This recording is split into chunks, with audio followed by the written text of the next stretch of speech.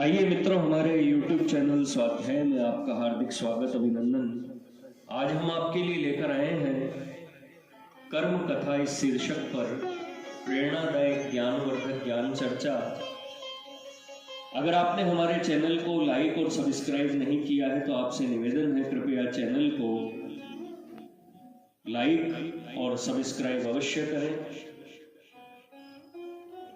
अनेक कर्मों का एक समूह होकर किसी एक जन्म को करता है। जो कर्म एक बार अपना फल दे देता है वह फिर निवृत्त हो जाता है। जिन कर्मों का भोग शेष रह जाता है वे संचित रहते हैं, अपना अवसर पाकर फल अवश्य देते हैं।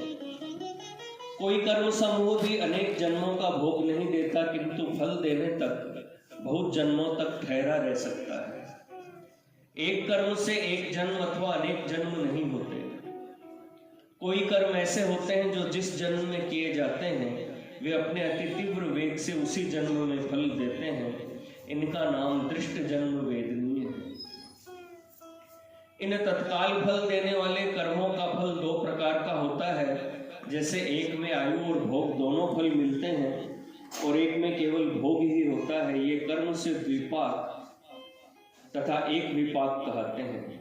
और दृष्ट जन्म वेदनीय कर्माशय नियम से इन्हीं के स्वरूप में होता है। त्रिविपाकी कभी नहीं होता एवं अदृष्ट जन्म वेदनीय कर्माशय में ये एक विपाकी और द्विविपाकी भेद अनियम से आते हैं। अर्थात उसकी तीन गतियों में से जब वह आवाप गति में आता है तभी ये भेद पड़ते हैं। अन्य दो गतियों में जो विनाश और चिरावस्थान इन नामों से प्रसिद्ध है नहीं पड़ते। यही भाष्य का आशय है। एक कर्म समूह ऐसा तैयार रहता है जो इन जन्म के पीछे ही जन्म देता है। यह कर्म समूह जन्म, आयु और भोग तीनों फलों को एक साथ देता है। इसको त्रिविपाकी कर्म कहते हैं। कोई कर्म ऐसे होते हैं जिनका यह निर्णय नहीं रहता कि ये कब और किस देश में फल देंगे। ये चिरावस्थाई और अनियत विपाक कहे जाते हैं। इन अनियत विपाक कर्मों की तीन गतियां होती है। एक ही है कि किसी दूसरे कर्म से एक कर्म का नाश हो जावे। दूसरी गति यह है कि एक कर्म किसी दूसरे प्रधान कर्म में मिलकर उसके साथ फल दे दे। और तीसरी गति यह है कि वह अपने स्वतंत्र अवकाश की प्रतीक्षा करता रहे। जब कभी इसको निराला समय मिलेगा पृथक जन्म को भोग करावेगा। जो कर्म किसी दूसरे कर्म समूह के फलस्वरूप जन्म में मिलकर फल देते हैं वे आयु और भोग इन दो फलों को देते हैं, अथवा एक भोग रूप ही फल देते हैं किंतु जन्म रूप तीसरा फल नहीं देते। संक्षेप में इन कर्मों के तीन भेद हैं। एक दृष्ट जन्म वेदनीय, दूसरा अदृष्ट जन्म वेदनीय नियत विपाक और तीसरा अदृष्ट जन्म वेदनीय अनियत विपाक। इनके अंतर्गत सभी कर्म हो जाते हैं। इनके सब भेदों का ज्ञान आरंभ में जो कर्माशय का चित्र दिया हुआ है उससे जानना चाहिए। विनाशी कर्माशय में पुण्य और पाप दोनों प्रकार के कर्माशय आते हैं।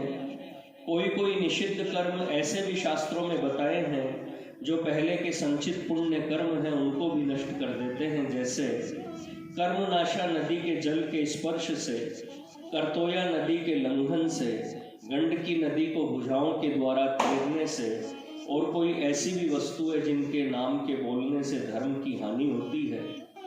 ऐसे शास्त्रों में बहुत से कर्म हैं जिनसे धर्म की हानि कही गई है।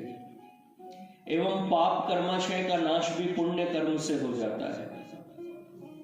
जैसे कि शास्त्र में कृच्छ, चांद्रायण आदि व्रत, यज्ञ, जप, तप और गंगा स्नान तथा वेद शास्त्रों का पारायण आदि कर्मों से पाप कर्मों का क्षय बताया है।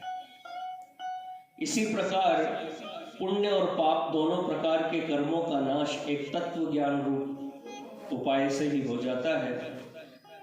यह भी शास्त्र में कहा है, जैसा कि भगवत गीता में श्री कृष्ण भगवान अर्जुन से कहते हैं, हे अर्जुन, जिस प्रकार अग्नि ईंधन को भस्म कर देती है उसी प्रकार ज्ञान रूपी अग्नि इन संपूर्ण कर्मों को भस्म कर देती है।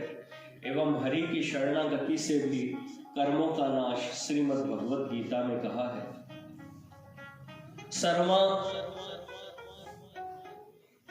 सर्वधर्मान परित्यज्य मामेक शरणं व्रज अहं त्वा सर्व पापेभ्यो मोक्षयिष्यामि मा शुचः।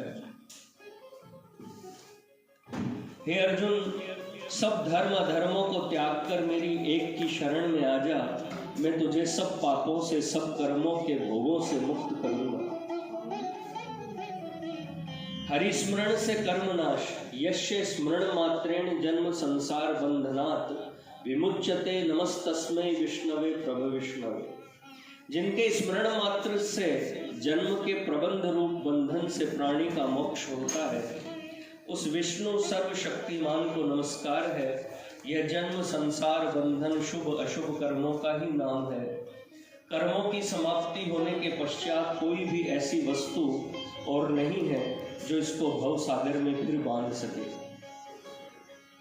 हरि नामोच्चारण से कर्मनाश, ओमित्येकाक्षर ब्रह्म व्याहरण मामनुस्मरण यह प्रयाति तज्जन देहम से याति परमां गति। प्रणव ब्रह्म को उच्चारण करता हुआ, भगवान को स्मरण करता हुआ जो इस शरीर को छोड़कर जाता है, वह परम गति मोक्ष को प्राप्त होता है। एवं श्रवणम कीर्तनम विष्णु स्मरणम पाद सेवनम अर्चनम वंदनम दास्यम सख्यमात्म निवेदनम। इस श्रीमद् भागवतोक्त नवदा भक्ति के अतिरिक्त यहाँ पर वैसा द्वेष भी नहीं भूलना चाहिए जैसा कि रावण, कंस, पूतना आदि ने किया और उससे उनके सामने भगवान को स्वयं दिव्य रूप धारण कर खड़ा होना पड़ा तथा उनको अपने स्वरूप में लेना पड़ा। जैसे कंस को भगवत स्वरूप की प्राप्ति, स नित्यो दोद्विग्न धिया तमीश्वरम पिबन